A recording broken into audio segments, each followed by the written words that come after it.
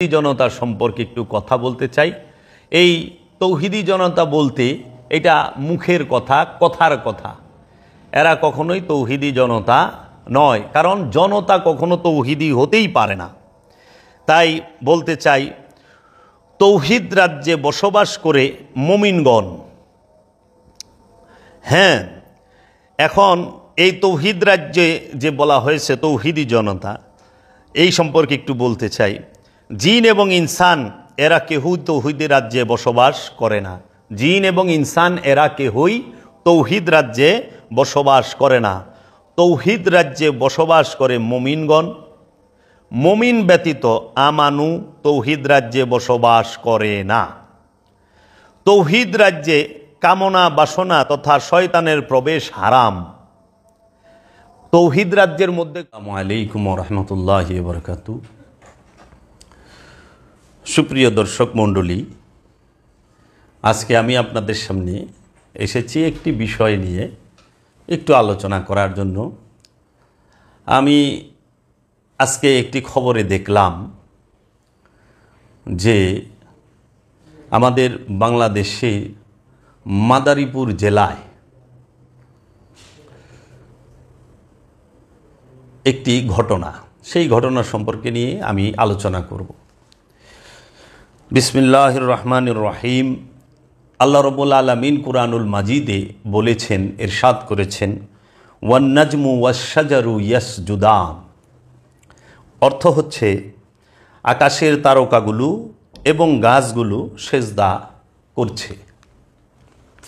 কুরআনুল মাজিদ আল্লাহ বলেছেন, ওয়াশ শামসু ওয়াল কামারু one নাজমু wash শাজারু ইয়াসজুদান। সূর্য এবং চন্দ্র এবং আকাশের গ্রহগুলো এবং এই জমিনের গাছগুলো আল্লাহর সেজদায় রত। আল কুরআন। কেন সেজদায় রত? কারণ এই পৃথিবীর বুকে যাহা কিছু আছে, গাছপালা, তরুলতা, সাগর, পাহাড়, পর্বত, নদ নদী, পশু পাখি, ভেড়া বকরি, যাহা কিছু আছে, শুধু জিন আর ইনসান ছাড়া, মানুষ এবং জিন ছাড়া এই পৃথিবীর বুকে এবং আকাশে স্থলচর এবং জলচর যত প্রাণী আছে, যাহা কিছু আছে, সমস্ত কিছুই এই জিন ইনসান ছাড়া অন্য সমস্ত কিছুই আল্লাহর সেজদায় রত, ইচ্ছায় অনিচ্ছায়। তৌহিদ রাজ্যে অবস্থান করে তারা তৌহিদবাসী। আমার আফসোস লাগলো যে আমি আজকে খবরে দেখলাম, বিশেষ করে বেশ কিছু টিভি চ্যানেলে এবং সংবাদপত্রে একটি খবর দেখলাম। সেটি হলো বাংলাদেশের মাদারীপুর জেলায় একদল তৌহিদি জনতা নামে কট্টর ধর্মান্ধ মৌলবাদীর লোক, ওহাবি মন মানসিকতার, ওহাবি মতাদর্শের লোক, তাহারা একটি বট বৃক্ষ, বট গাছ, সেটিকে কেটে ফেলতেছে শিরকের দোহাই দিয়ে। শিরকের দোহাই দিয়ে কাটা হচ্ছে যে সেজদায় রত তাকে। আল্লাহ বলছেন, সমস্ত গাছগুলো আল্লাহর সেজদায় রত। One নাজমু wash শাজারু ইয়াসজুদান। শাজারা মানে গাছ, শাজার মানে গাছ। গাছগুলো আল্লাহ রব্বুল আলামিনের সেজদায় রত, তৌহিদে বাস করে। সেই সেজদায় রত গাছকে শিরকের দোহাই দিয়ে একদল ধর্মান্ধ কেটে ফেলল। এখন তাহারা গাছের মধ্যে শিরক খুঁজতেছে, মাছের মধ্যে শিরক খুঁজতেছে, নদী নালা, পাহাড় পর্বত, ঝর্ণা, এই সমস্ত কিছুর ভিতরে শিরক খুঁজে।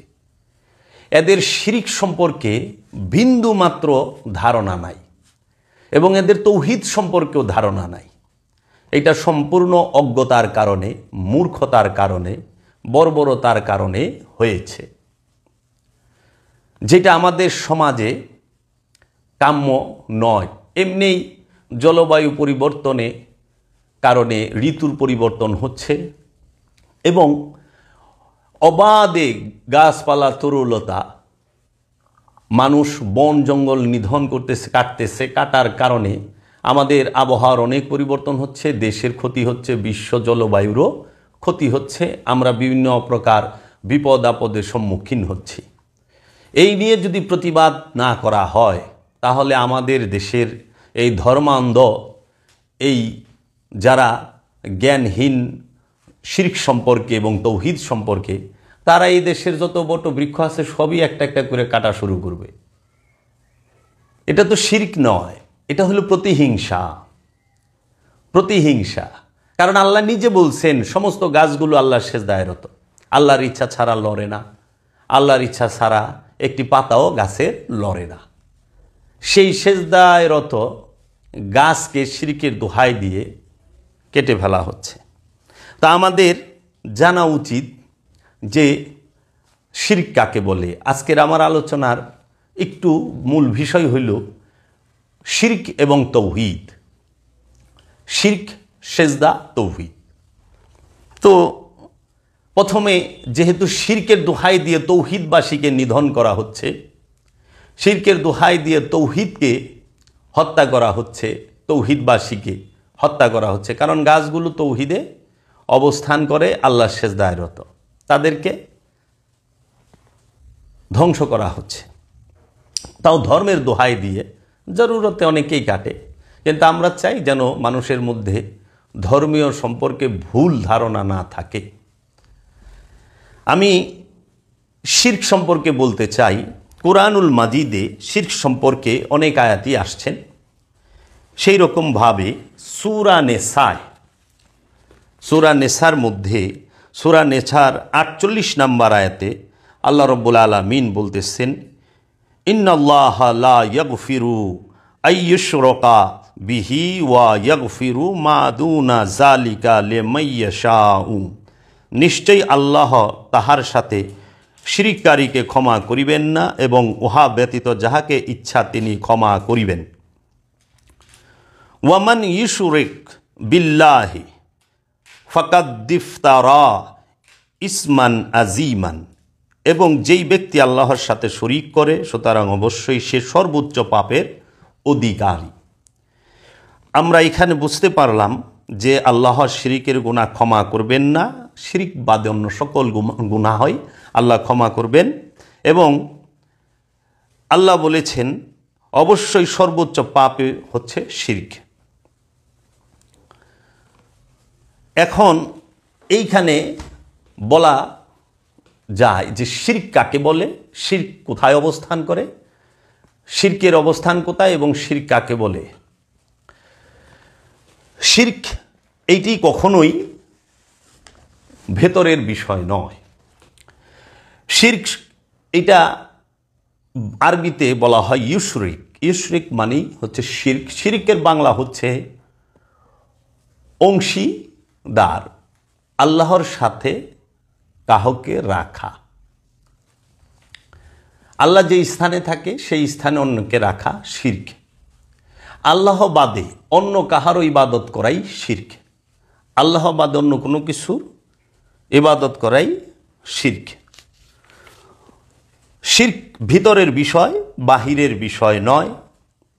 খান্নাসরূপী শয়তানি মানব দেহের অভ্যন্তরে কলব নামক স্থানে অবস্থান করে লোভ মোহ নামক অনেক মূর্তির পূজা করায় এবং এই মূর্তির পূজা করাটিকেই বলা হয় শিরক করা।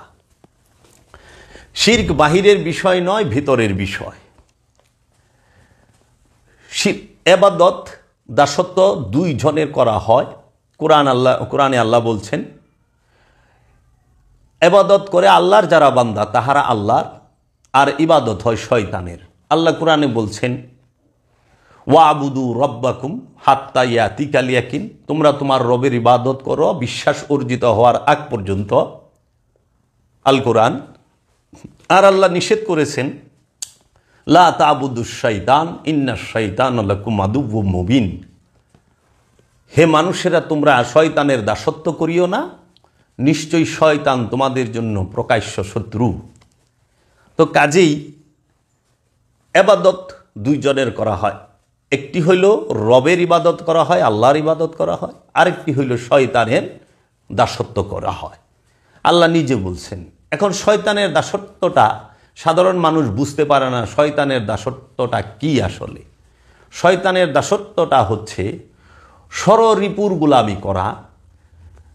খান্নাসরূপী শয়তান থেকে যে 6টি রিপু, ষড়রিপু, তাহার গোলামি করা, সারা দিন ভর লোভের পূজা করা, লোভকে হৃদয়ে ধারণ করে তার পিছে ছুটে চলা, এইটা হচ্ছে শয়তানের পূজা। অহংকারের পূজা করা, সারা দিন শয়তানের কুমন্ত্রণায় অহংকার করা, অহংকার করে বেড়ানো, সেটা হতে পারে ক্ষমতার অহংকার, বিদ্যার অহংকার, সম্পদের অহংকার, রূপের অহংকার। এই অহংকারের পূজা করাটাই হচ্ছে শয়তানের পূজা করা। ক্ষমতার পূজা করাটাই হচ্ছে শয়তানের পূজা করা।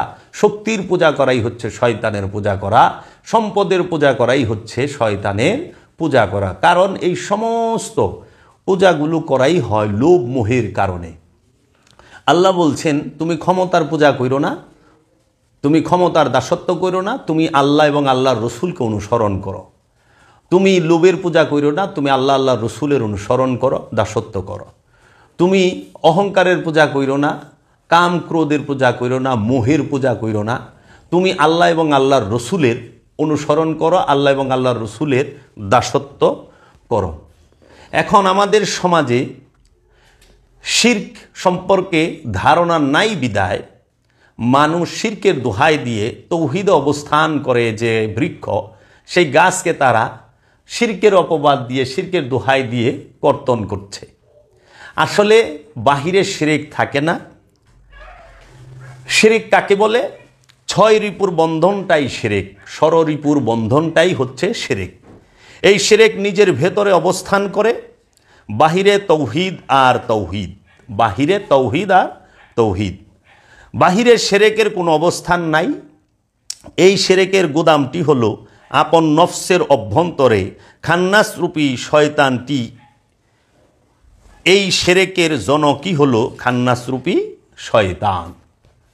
সমস্ত শিরকের জন্মই দেয় খান্নাসরূপী শয়তান। আর এই শয়তান এই সৃষ্টি রাজ্যের কোনো প্রাণীর সাথে, কোনো প্রাণীর নফসের নিকট অবস্থান করে না।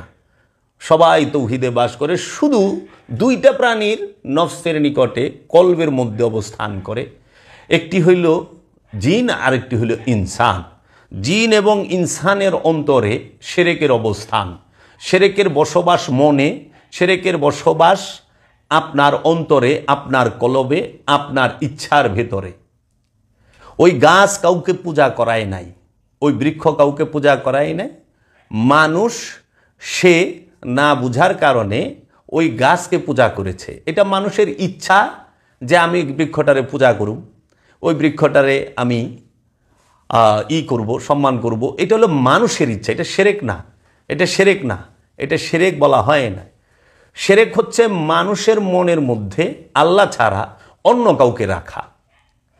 মানুষের কলবে, জিন ইনসানের কলবে আল্লাহ রব্বুল আলামিনকে ব্যতীত, রসুলের মহব্বত ব্যতীত, আল্লাহর মহব্বত ব্যতীত অন্য কোনো কিছুকে রাখার নামই হচ্ছে শিরক।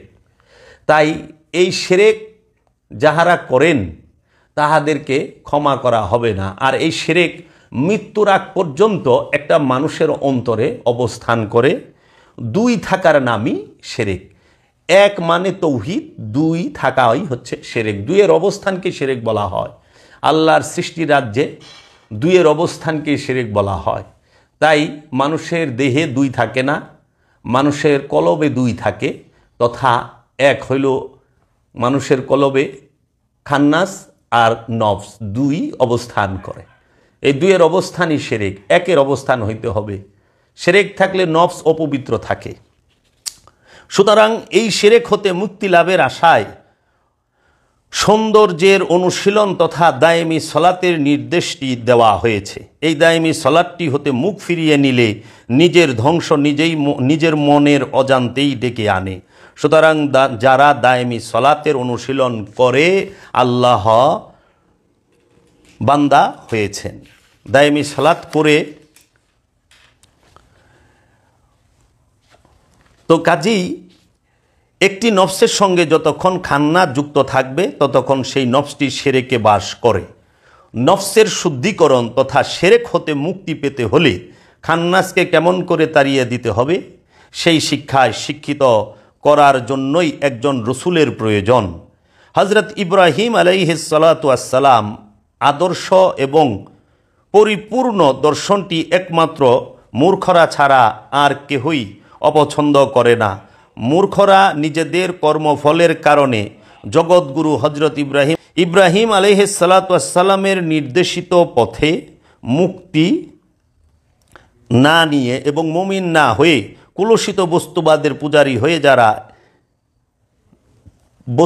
পূজারী হয় যারা তাহারাই পূর্ণ শিরকে ডুবে আছেন। বস্তু মোহের পূজা করাটাই হচ্ছে শিরক।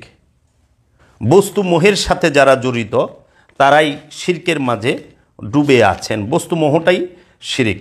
তো কাজেই এই শিরক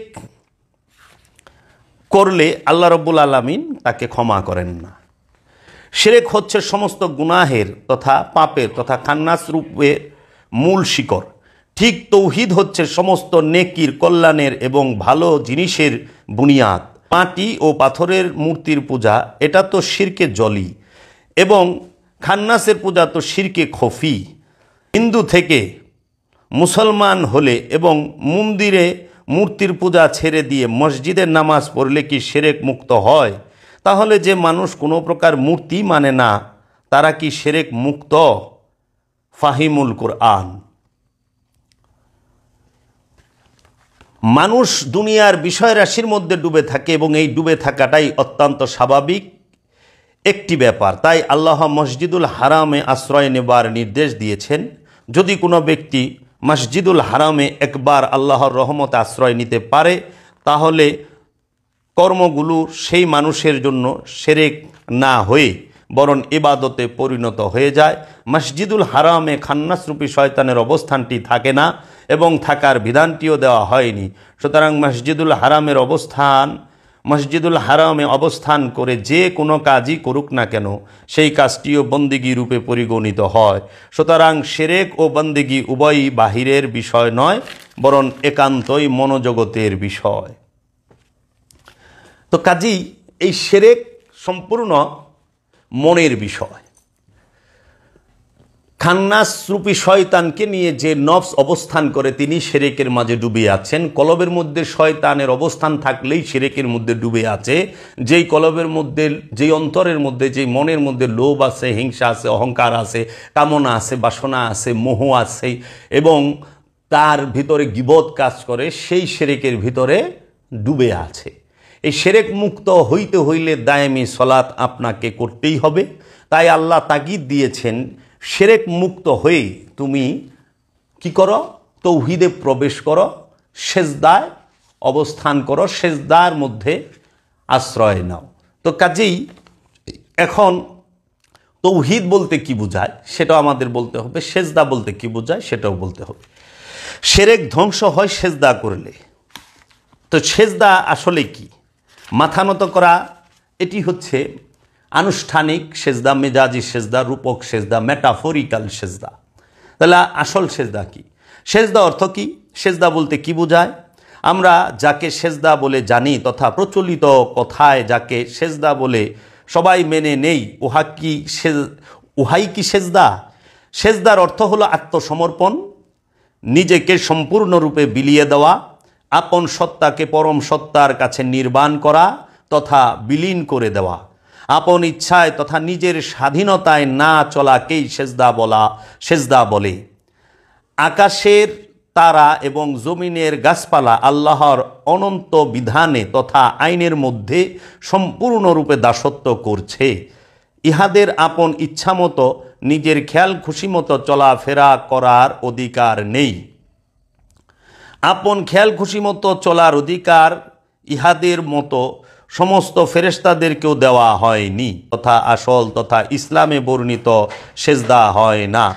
কেবল জমিতে মাথা ঠেকানোই সার। শয়তান হতে আশ্রয় চাইছি বলার মতো মুখে শয়তানি হতে আশ্রয় চাওয়ার মূল্য যেমন শূন্য তেমনি মাথা এবং কপাল জমিনে রেখে লৌকিক সেজদা তথা আনুষ্ঠানিক সেজদার মূল্য শূন্য। মাথা নত করাটাকেই যদি সেজদা বলে ধরে নেই, তবে গাছপালা কেমন করে মাথা নত করে সেজদা করে? চাঁদ, সূরজ আর তারা কেমন করে করবে সেজদা? অথচ এরা সবাই আল্লাহকে সেজদা করছে বলে ইসলাম স্পষ্ট ঘোষণা করেছে। তবে এটা সত্যি যে আসল সেজদাকে ধর্মবিধানের প্রয়োগ পদ্ধতিতে পরিচয় করিয়ে দেবার জন্য আনুষ্ঠানিক সেজদার প্রচলন করা হয়েছে এবং লৌকিক সেজদার প্রয়োজন আছে, যাতে মানুষ তার সত্তাকে সম্পূর্ণ আল্লাহর কাছে বিলীন করে দিতে পারে। তাই প্রাথমিক শিক্ষা দেবার কৌশলী সেজদা হলো মাথা নত করা। কারণ মাথা ঠিকই নত করে দিলাম লৌকিক সেজদার মতো, অথচ মনটি সেখান হতে দূরে সরিয়ে রাখলাম, তাতে কি সেজদা হবে? তাই মনটাই সেজদার মূল অংশ, মাথাটা নত করা সেজদার গৌণ অংশ। তাই আচার যখন তার মূল উদ্দেশ্য লক্ষ্য হারিয়ে ফেলে, তখন সেই আচারই অনাচারের রূপ ধরে সমাজের প্রকৃত রূপটিকে ঝাঁঝরা করে দেয়। কেবলমাত্র মাথা নত করলেই উহার অর্থ এবং মূল্য কতটুকু থাকে তা আপনারাই বিচার করে দেখেন। এই হলো বাবা জাহাঙ্গীরের লিখিত শরীয়তি সেজদা এবং মারিফতি সেজদার কিতাব থেকে আমি একটু আপনাদেরকে পড়ে জানালাম যে সেজদার মূল বিষয়টা কি। তাহলে আল্লাহ যেখানে বলতেছেন নাজমু ওয়াশ শাজারু ইয়াসজুদান, সমগ্র গ্রহগুলো এবং বৃক্ষগুলো আল্লাহ সেজদায় রত, সেই সেজদায় রত বৃক্ষকে শিরকের নামে কেটে ফেলা কি এটা জুলুম নয়? এটা কোরআন বিরোধী নয়? তাহলে তারা গাছে মাছে শিরক দেখতেছেন, অথচ শিরক বাস করে যে গাছ কাটতেছে মৌলবী তার অন্তরে। যে মৌলবী শিরকের দোহাই দিয়ে বৃক্ষটি বটগাছটি কাটতেছেন, সেই মৌলবীর অন্তরে শিরকের অবস্থান। কারণ শয়তান থাকার কারণেই তিনি তৌহিদ রাজ্যের অবস্থানকারী বৃক্ষের সেজদাটি বুঝতে পারে নাই।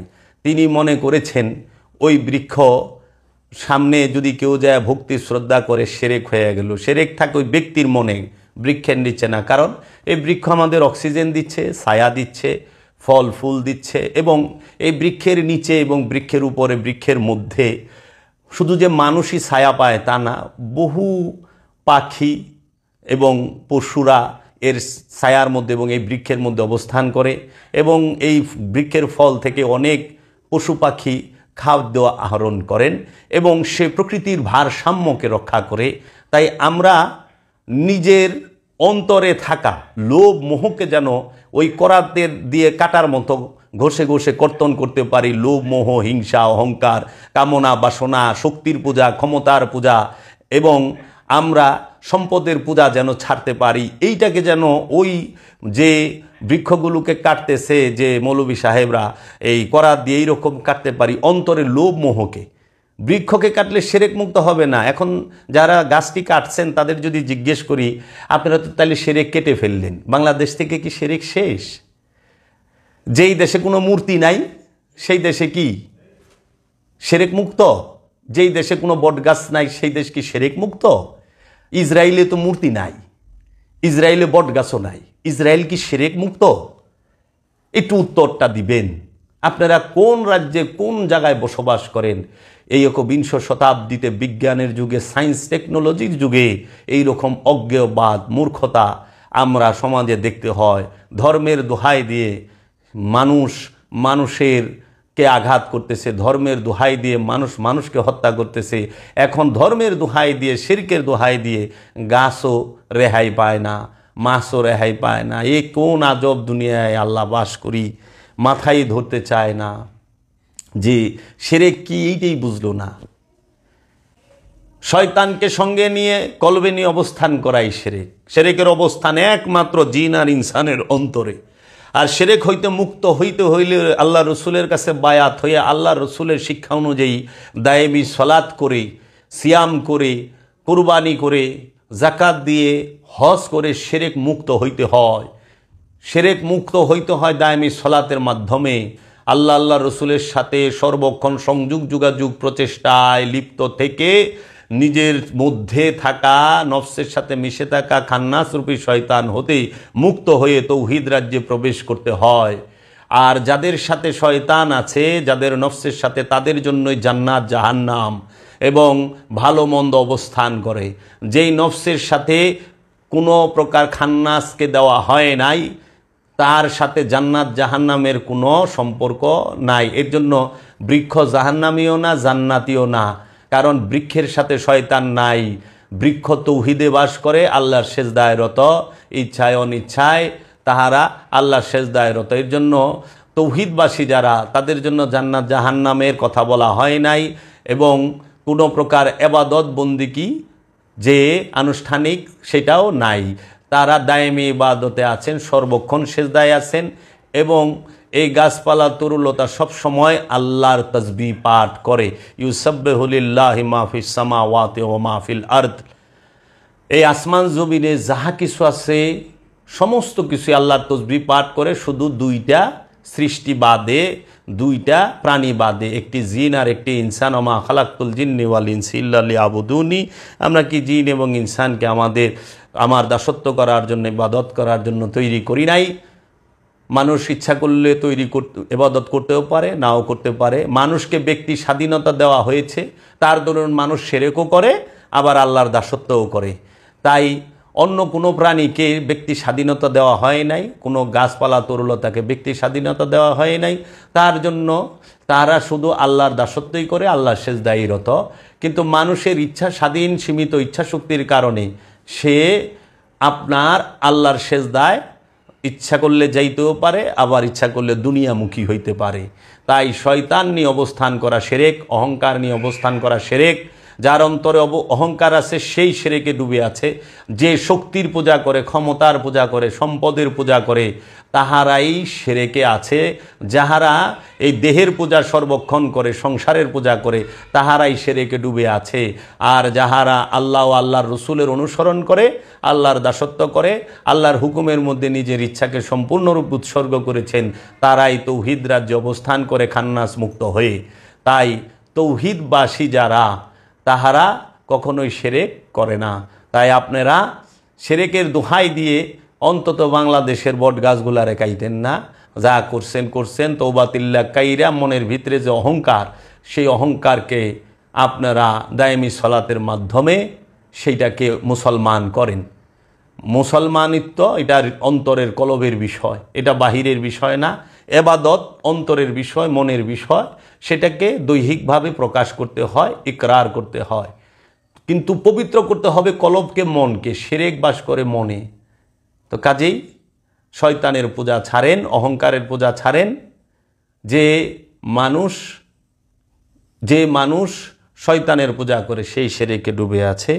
আজকের মতো এখানেই রাখতে চাই। শেষে একটি কথা বলতে চাই। সেই কথাটি হলো, বর্তমান সমাজে খুব হিট এবং সুপারহিট একটি শব্দ আছেন, যে শব্দটিকে আশা করি অধিকাংশ মানুষ এই শব্দটি কলঙ্কিত করে ফেলেছেন।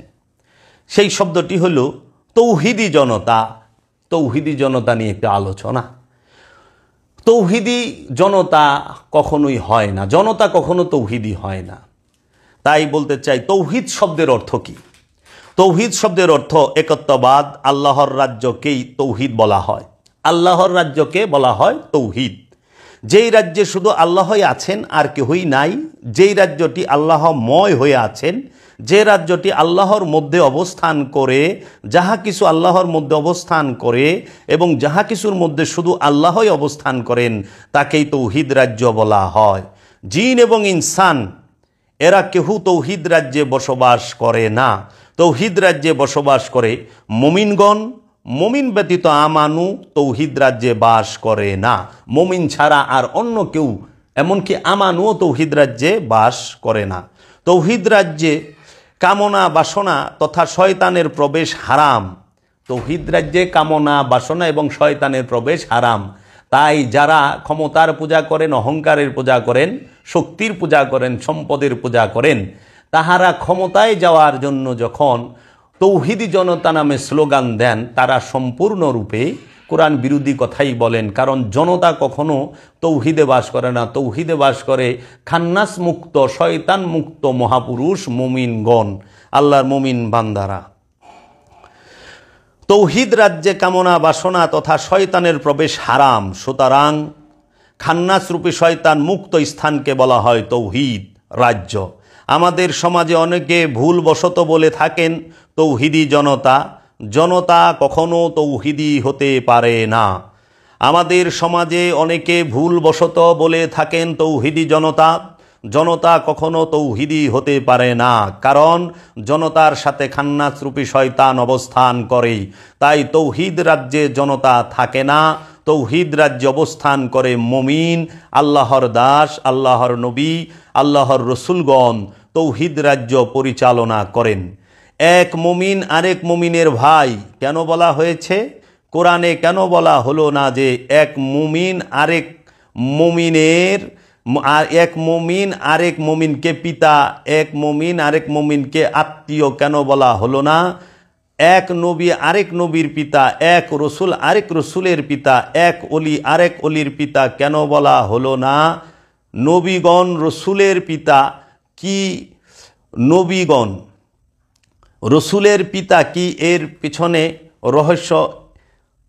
মুমিন আরেক মুমিনের ভাই, মুমিন আরেক মুমিনের ভাই, এক মুমিন আরেক মুমিনের ভাই। তার কারণ হচ্ছে নবীগণের স্ত্রী মুমিনগণের মাতা, নবীগণের স্ত্রী মুমিনগণের মাতা। তাহলে নবী হচ্ছে মুমিনগণের পিতা। নবীর নূরে নূরময় যিনি, নবীর গুণে গুণী যিনি, তাহাকে বলা হয় মুমিন। এর জন্য নবীর নূর থেকে যাদের জন্ম হয় সবাই মুমিন। আর এই সমস্ত মুমিনকে বলা হয়েছে এক মুমিন আরেক মুমিনের ভাই। কুরআনুল কারীমে রব্বুল আলামিন বলেছেন, আসমান জমিনের যাহা কিছু আছে সবই আল্লাহর তসবিহ পাঠ করে, সবাই আল্লাহর তসবিহ পাঠ করে।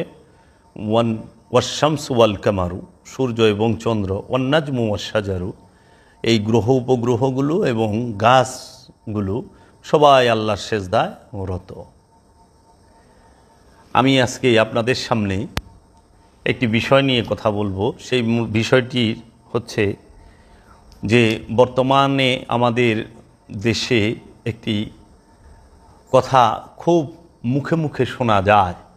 সেই কথাটি হচ্ছে, শব্দটি হচ্ছে সংগ্রামী তৌহিদি জনতা। তৌহিদি জনতা, এই তৌহিদি জনতা এবং তৌহিদ সম্পর্কে একটু কথা বলতে চাই। তৌহিদ কাকে বলে? তৌহিদ শব্দের অর্থ কি? আর তৌহিদি জনতাই বা কাকে বলে? তৌহিদ শব্দের অর্থ হচ্ছে, তৌহিদ শব্দের অর্থ একাত্মবাদ। আল্লাহর রাজ্যকেই তৌহিদ বলা হয়। যেই রাজ্যে শুধু আল্লাহই আছেন আর কেহই নাই, যেই রাজ্যটি আল্লাহময় হয়ে আছেন, যে রাজ্যটি আল্লাহর মধ্যে অবস্থান করে, যাহা কিছু আল্লাহর মধ্যে অবস্থান করেন এবং যাহা কিছুর মধ্যে শুধু আল্লাহই অবস্থান করেন, তাকেই তৌহিদ রাজ্য বলা হয়। যেই রাজ্যে শুধু আল্লাহ আছেন, যেই রাজ্যে শুধু আল্লাহর হুকুম, আল্লাহর বিধান চলে, আল্লাহর ইচ্ছায়, যেখানে আল্লাহর ইচ্ছা যেখানে চলে, সেই রাজ্যটাকেই বলা হয় তৌহিদ। এই তৌহিদ তথা একত্ববাদ, একের মধ্যে অবস্থান করা, একের মধ্যেই বাঁচা, একের মধ্যেই মরা, একের মধ্যেই আহার এবং নিদ্রা, সমস্ত কিছু করার নামই হচ্ছে তৌহিদ। যেখানে দুইয়ের অবস্থান আছে সেখানে তৌহিদ নাই। দুইয়ের অবস্থানকেই বলা হয় শিরক। তো শিরক এবং তৌহিদ কখনোই একত্রে চলে না। যেইখানে দুইয়ের অবস্থান, সেই দুই কি? যেখানে আল্লাহও থাকেন, যে স্থানে শয়তানও থাকে, সেইখানে তৌহিদ থাকে না, এক থাকবে যে কোনো। দুই থাকার অপর নামই শিরক। নফসের সাথে যে পর্যন্ত খান্নাস রূপী শয়তান কামনা বাসনা মিলেমিশে একাকার হয়ে থাকেন, সেই পর্যন্ত প্রতিটি জিন এবং ইনসান, মানুষ, তাহারা শিরকের মধ্যে ডুবে থাকেন। শিরক কখনো গাছে, মাছে, পাথরে অথবা ভাস্কর্যে এগুলোর মধ্যে থাকে না। মূর্তির মাঝে শিরক থাকে না, শিরক থাকে জিন এবং ইনসানের অন্তরে।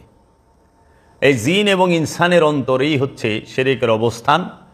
এই সৃষ্টি রাজ্যে, এই তৌহিদ রাজ্যে, এই সৃষ্টি জগতের কোথাও আল্লাহ শয়তানকে থাকার, অবস্থান করার কোনো পারমিশন দেন নাই। এই সৃষ্টি জগতের মধ্যে একমাত্র খান্নাসরূপী শয়তানের থাকার, অবস্থান করার একমাত্র জায়গা হচ্ছে জিন এবং ইনসানের অন্তর। তার দলিল হচ্ছে সূরা নাসে, মিন শাররিল ওয়াসওয়াসিল খান্নাস আল্লাযী ইউওয়াসউইসু ফি সুদুরিন নাস। এই মাকামে সুদূরের মধ্যে, মানে সিনার মধ্যে, জিন এবং ইনসানের সিনার মধ্যে, মনের মধ্যে, অন্তরের মধ্যে, কলবের মধ্যে শয়তান খান্নাস রূপে অবস্থান করে। এবং এই খান্নাস রূপে শয়তান এই মানুষ এবং জিনের মধ্যে অবস্থান করার কারণে জিন আর ইনসানের মনটি শিরকে অবস্থান করে। শিরকের অবস্থান মনে। এই দেহ তৌহিদে বাস করে, এই নফস সে আল্লাহর সিফাতি নূর। শুধু এই মন তৌহিদে বাস করে না, মন বাস করে শিরকে। এর জন্য এই শিরক মুক্ত হবার জন্য রব্বুল আলামিনের বিধান অনুযায়ী আল্লাহর রসুল আগমন করেন। আল্লাহর রসুল আগমন করে এই মানুষকে শিরক মুক্ত করার জন্য, মানুষের মন থেকে শয়তানকে মুসলমান করার জন্য আল্লাহর রসুলগণ, নবীগণ, ওলিগণ এসে তাহারা মানুষকে আল্লাহর রসুলের হাতে হাত দিয়ে বায়াত করিয়ে আল্লাহর রসুলের দেওয়া নিয়ম কানুন পদ্ধতি অনুযায়ী সেই বায়াতকৃত যে আমানু, যে মুরিদ, তার সলাত, দায়মি সলাত করতে হয়, সিয়াম পালন করতে হয়, কোরবানি করতে হয়, জাকাত আদায় করতে হয়, হজ করতে হয় এবং আমলে সালেহা করতে হয়। এরপরে যদি রসুলের খাস রহিম রূপী দয়া, গফুরুর রহিম রূপী দয়া এবং মস্তান রূপী দয়া প্রাপ্ত হয়, তখন সে খান্নাস রূপী শয়তান তথা শিরক হতে মুক্ত হয়ে তৌহিদ রাজ্যে প্রবেশ করে। তাই এই তৌহিদ হচ্ছে আল্লাহর রাজ্যকে বলা হয়, তৌহিদ বলা হয় আল্লাহ রব্বুল আলামিনের রাজ্যকে, যেই রাজ্যটি আল্লাহময় হয়ে আছে, যেই ব্যক্তিটি আল্লাহময় হয়ে আছে তিনি তৌহিদে অবস্থান করেন। আর শিরক বলা হয় শয়তানের রাজ্যকে। শয়তান যেখানে থাকে সেখানেই শিরক থাকে, শয়তান যেখানে থাকে না সেখানে শিরক নাই। এর জন্য এই আসমান জমিন, পাহাড় পর্বত, সাগর, নদী নালা এবং গাছপালা, তরুলতা, পশু পাখি, কোনো কিছুর মধ্যে কোনো স্থানে শয়তান থাকার কোনো অধিকার আল্লাহ দেন নাই। আল্লাহ স্পষ্ট বলে দিয়েছেন, আসমান জমিনে যাহা কিছু আছে সবাই আল্লাহর তাসবিহ পাঠ করে এবং সবাই আল্লাহর সেজদায় রত। কেন? তারা আল্লাহর তৌহিদ রাজ্যে অবস্থান করে। শুধু তৌহিদ রাজ্যে, আল্লাহর তৌহিদ রাজ্যে অবস্থান করে না, খান্নাস রূপী শয়তান যুক্ত মন, খান্নাস রূপী শয়তান যুক্ত নফস, সেই মানুষটি তৌহিদ রাজ্যে অবস্থান করে না। এই তৌহিদ রাজ্যে না অবস্থান করার কারণে তাহারা কি করে? শিরকের মধ্যে অবস্থান করে। তাই শিরকের অবস্থান মনে। মন ছাড়া দেহের মধ্যেও শিরক থাকে না, মন ছাড়া কোনো স্থানে শিরকের কোনো জায়গা নাই। এর জন্য এই মনের মধ্যেই ষড়রিপুর শত শত মূর্তি, 360টি মূর্তি দাঁড়ায় থাকে। লোভ, মোহ, মায়া, মাৎসর্য, কামনা, বাসনার ষড়রিপুর মূর্তিগুলোর পূজা যখন মানুষ করে, ক্ষমতার পূজা যখন মানুষ করে, শক্তির পূজা যখন মানুষ করে, সম্পদের পূজা যখন মানুষ করে, সেই মানুষগুলোই শিরকে ডুবে থাকে। যারা আল্লাহর পূজা বাদ দিয়ে, রসুলের পূজা বাদ দিয়ে তাহারা কি করে? ক্ষমতার পূজা করে, সম্পদের পূজা করে, শক্তির পূজা করে এবং তারা অনেক মূর্তির পূজা করে। সেই মূর্তিগুলো অবশ্যই হৃদয়ের মূর্তি, এই পাথর নামক মূর্তি নয়। তা এখন বর্তমান সমাজে যে একটি প্রথা আমরা দেখলাম, আমাদের এইখানেও করা হয়েছে, এই বাংলাদেশের অনেক ওলি আল্লাহর মাজারে তৌহিদি জনতা নামে এবং দেশের বিভিন্ন স্থানে তৌহিদি জনতা নামে যে উগ্র বাষ্প ছড়ানো হয়েছে, সেই তৌহিদি জনতা সম্পর্কে একটু কথা বলতে চাই। এই তৌহিদি জনতা বলতে এটা মুখের কথা, কথার কথা, এরা কখনোই তৌহিদি জনতা নয়, কারণ জনতা কখনো তৌহিদি হতেই পারে না। তাই বলতে চাই, তৌহিদ রাজ্যে বসবাস করে মুমিনগণ, হ্যাঁ, এখন এই তৌহিদ রাজ্যে যে বলা হয়েছে তৌহিদি জনতা, এই সম্পর্কে একটু বলতে চাই। জিন এবং ইনসান এরা কেহই তৌহিদি রাজ্যে বসবাস করে না। জিন এবং ইনসান এরা কেহই তৌহিদ রাজ্যে বসবাস করে না। তৌহিদ রাজ্যে বসবাস করে মুমিনগণ। মুমিন ব্যতীত আমানু তৌহিদ রাজ্যে বসবাস করে না। তৌহিদ রাজ্যে কামনা বাসনা তথা শয়তানের প্রবেশ হারাম। তৌহিদ রাজ্যের মধ্যে কোনো প্রকার কামনা বাসনা তথা শয়তানের প্রবেশ হারাম। খান্নাসরূপী শয়তান মুক্ত স্থানকে বলা হয় তৌহিদ রাজ্য। তৌহিদ রাজ্য কাকে বলে? খান্নাসরূপী শয়তান মুক্ত স্থানকে বলা হয় তৌহিদ রাজ্য। তাই যে সকল ব্যক্তির মনের মধ্যে কামনা বাসনা আছে, যারা লোভ লালসা, শক্তির পূজা করে, সম্পদের পূজা করে, ক্ষমতার পূজা করে, তারা কখনোই শয়তান মুক্ত নয় এবং তারা তৌহিদ রাজ্যে বাস করে না, বসবাস করে না, তারা তৌহিদ রাজ্যে প্রবেশও করে নাই। আমাদের সমাজে অনেকে ভুলবশত বলে থাকেন তৌহিদি জনতা। জনতা কখনো তৌহিদি হতে পারে না, কারণ জনতার সাথে খান্নাসরূপী শয়তান অবস্থান করে। তাই তৌহিদ রাজ্যে জনতা থাকে না, তৌহিদ রাজ্যে অবস্থান করে মুমিন। মুমিন এবং আল্লাহর দাস যিনি, আল্লাহর বান্দা যিনি, তিনি আল্লাহর মুমিন। কারা? মুমিন হচ্ছে যারা খান্নাসরূপী শয়তান মুক্ত। এই খান্নাসরূপী শয়তান মুক্ত নফসটি যখন আল্লাহ রব্বুল আলামিনের মহানূরের মাঝে ফানা হয়, বাঁকা হয়, তখনই সে তৌহিদ রাজ্যে প্রবেশ করে এবং সে অনন্তকালের জন্য খান্নাস মুক্ত হয়ে যায়, মুক্তির রাজ্যে প্রবেশ করে। তাদেরকে আল্লাহ বলেছেন আবদিহি, মানে আল্লাহর বান্দা। তৌহিদ রাজ্যে বাস করে মুমিন এবং আল্লাহর বান্দা। আর এই যে যারা বলতেছে আমরা তৌহিদি জনতা, এরা কখনোই তৌহিদি জনতা নয়, এরা সবাই শয়তানযুক্ত, খান্নাসযুক্ত নফসের অধিকারী। তাই তাহারা তৌহিদি জনতা হইতে পারে না। এটা একটা ডায়লগের মতো, কথার মতো, কথার কথা তারা বলতেছে এবং সেই কথা বলে বিভিন্ন অপকর্ম করে বেড়াচ্ছে। আল্লাহর নবী রসুলগণ তৌহিদ রাজ্যে পরিচালনা করেন। আল্লাহর নবী রসুলগণ তৌহিদ রাজ্যকে পরিচালনা করেন। যদি আপনি কোরআনে খেয়াল করেন, দেখবেন হযরত সুলাইমান আলাইহিস সালাতু ওয়াস সালামকে আল্লাহ রাব্বুল আলামিন তার রহমতের বাতাসকে নিয়ন্ত্রণ করার ক্ষমতা দিয়েছেন এবং দাউদ নবী তিনি পশু পাখিদের ভাষা তিনি বুঝতেন এবং এইভাবে অনেক নবী রসুল, ওলিয়া উলিয়াই কেরাম তাহারা তৌহিদ রাজ্য পরিচালনা করেছেন। আমরা তার অহরহ দলিল পাই। আল্লাহর নবী রসুলগণ তৌহিদ রাজ্য পরিচালনা করেন। এক মুমিন আরেক মুমিনের ভাই কোরআনে বলা হয়েছে। কোরআনে বলা হয়েছে এক মুমিন আরেক মুমিনের ভাই। কেন বলা হয়েছে? কোরআনে কেন বলা হলো না যে এক মুমিন আরেক মুমিনের পিতা? এই কথা বলে না, এক মুমিন আরেক মুমিনের ভাই বলা হয়েছে। কেন বলা হয়েছে এই কথাটা? এক মুমিন আরেক মুমিনের আত্মীয় কেন বলা হলো না? এক নবী আরেক নবীর পিতা, এক রসুল আরেক রসুলের পিতা, এক অলি আরেক অলির পিতা কেন বলা হলো না? বলা হলো এক মুমিন আরেক মুমিনের ভাই। এইখানে একটি বিষয় লক্ষ্য করার বিষয়, সেইটি হচ্ছে নবীর স্ত্রী মুমিনগণের মাতা। এর পিছনের রহস্য কি? কুরআনুল মাজিদে আল্লাহ রব্বুল আলামিন রাহমাতাল লিল আলামিনের দ্বারা বলেছেন, সূরা আহজাবের 33 নম্বর সূরা আহজাবের 6 নম্বর আয়াতে আল্লাহ রব্বুল আলামিন বলেছেন, আন-নাবিয়্যু আওলা বিল মুমিনিনা মিন আনফুসিহিম ওয়া আজওয়াজুহা উম্মাহাতুহুম। নবীগণ হচ্ছেন মুমিনগণদের জান হইতো, নবীগণ হচ্ছেন মুমিনগণদের জীবন হইতে, জান হইতেও অধিক প্রিয় এবং নবীগণের স্ত্রীরা, নবীগণের স্ত্রীগণ মুমিনগণের মাতা। মুমিনগণের মাতা, মুমিনের মাতা, মানুষের মাতা বলে নাই, আমানুর মাতা বলে নাই, ইনসানের মাতা বলে নাই।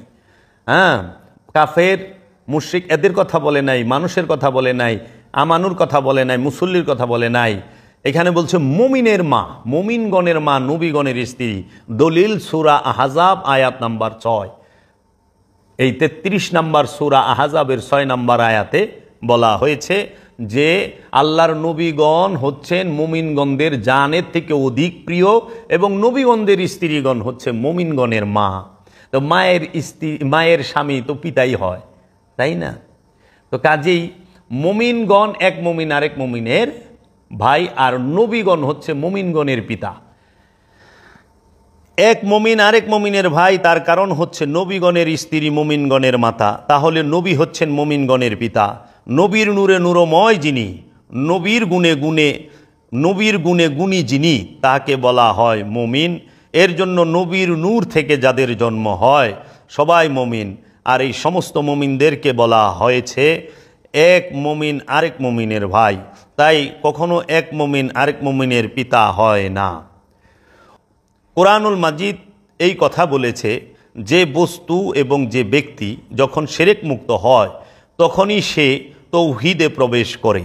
তৌহিদ রাজ্যে কোনো মাতা পিতা আত্মীয় স্বজন ভাই বোন কোনো প্রকার সম্পর্ক থাকে না, শুধু থাকে একটি সম্পর্ক, সেটি হলো সেবা, গোলামি, সৃষ্টির উপকার, সৃষ্টির সেবায় নিজের জীবনকে উৎসর্গ করে অন্যের সেবা করা। এটাই তৌহিদ রাজ্যের নীতি, এটাই তৌহিদ রাজ্যের ধারা।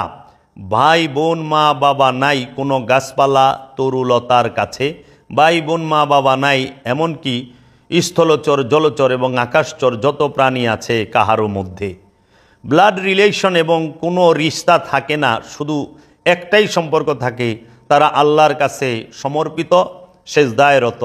এই সম্পর্কে আপনারা আরও চিন্তা করে দেখবেন।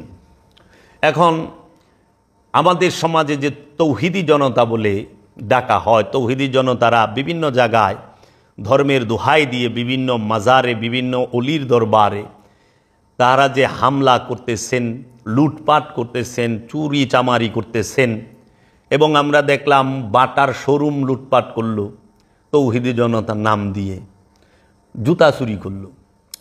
তো তৌহিদি জনতা তো কখনো চোর হয় না। যে তৌহিদে প্রবেশ করছে সে চুরি করে না, ডাকাতি করে না। তৌহিদি জনতার হাতে অস্ত্র লাঠি এগুলো নিয়ে তারা মহড়া করে না। হ্যাঁ, প্রতিহত করে, এটা তো বিধানই, প্রতিহত করে, কিন্তু হামলা করে না, কোথাও অগ্নিসংযোগ করে না। এখন তৌহিদি জনতা কখনোই হয় না, জনতা তৌহিদের হয়ই না। তৌহিদ রাজ্যটা হচ্ছে ব্যক্তিকেন্দ্রিক, তৌহিদে প্রবেশ করা ব্যক্তিকেন্দ্রিক, এটা সমাজকেন্দ্রিক নয়, এটা দলকেন্দ্রিক গোষ্ঠীকেন্দ্রিক নয়, এটা হলো ব্যক্তিকেন্দ্রিক। ইসলাম ব্যক্তিকেন্দ্রিক, মারেফাত ব্যক্তিকেন্দ্রিক। তাই যাহারা বলেছেন যে তৌহিদি জনতা, এটা সম্পূর্ণ ভুল। তাদের নাম হচ্ছে তৌহিদি জনতা না, তাদের নাম হলো শয়তানি জনতা। কারণ জনতার মধ্যেই শয়তান থাকে, জনতার বাইরে শয়তান থাকে না। শয়তানি জনতা, সেই শয়তানি জনতারা আইসা শয়তানি কইরা তাহারা বিশৃঙ্খলা সৃষ্টি করে তারা চুরি চামারি ডাকাতি হামলা অগ্নিসংযোগ করেছেন।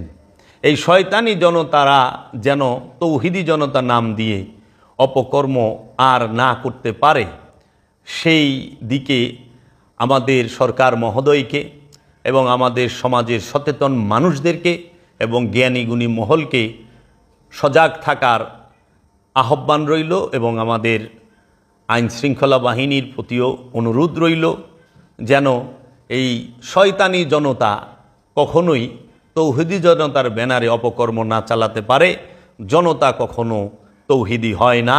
তৌহিদ রাজ্যে যারা থাকেন তাহারা তো একত্ববাদে বাস করেন, তারা আল্লাহর হুকুমে উঠেন, আল্লাহর হুকুমে বসেন, আল্লাহর হুকুমে জন্মায়, আল্লাহর হুকুমে ইন্তেকাল করেন, আল্লাহর হুকুমে খাবার দাবার আহার নিদ্রা সমস্ত কিছু তারা আল্লাহতেই থাকেন। তাই বাবা শামসের তাবরিজ বলেছিলেন, একে পায়াম একে দিদাম একে মাস্ত, দুই চুবাদার কর দি আলাইয়া শামসের তাবরিজি, এরকম একটি কালাম উক্তি তার আছে, আমি একেই খাই, একেই ঘুমাই, একের মধ্যে অবস্থান করি। দুই দেখা অনেক আগেই আমি ছেড়ে দিয়েছি, আমি আল্লাহর তৌহিদ রাজ্যে খান্নাস মুক্ত হয়ে প্রবেশ করেছি। খান্নাস মুক্ত হয়ে আল্লাহর তৌহিদ রাজ্যে প্রবেশ করতে হয়। আর যারা আল্লাহর তৌহিদ রাজ্যে প্রবেশ করে তাদের কোনো ভয় থাকে না, তারা চিন্তাও করেন না। আল্লাহ বলেছেন, আল্লাহ ইন্না আউলিয়াল্লাহি লা খাউফুন আলাইহিম ওয়ালা হুম ইয়াহজানুন, খবরদার আমার অলি বন্ধু যারা, আমার নিকটবর্তী যারা, এই তৌহিদ রাজ্যে যারা অবস্থান করে তারা কখনো চিন্তিত হয় না, তারা ভয়ও করে না।